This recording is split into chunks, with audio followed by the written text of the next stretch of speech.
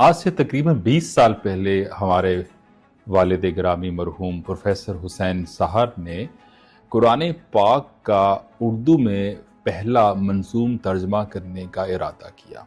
उस वक्त मैं रियाद शहर सऊदी अरेबिया में था और उसके बाद फिर हम खैर दुबई भी शिफ्ट हो गए।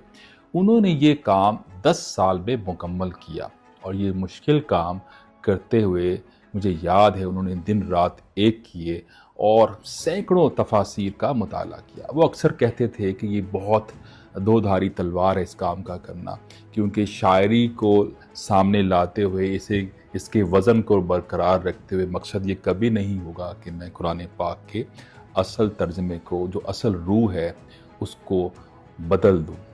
तो उस लिहाज से ये काफ़ी कॉम्प्लेक्स काम था।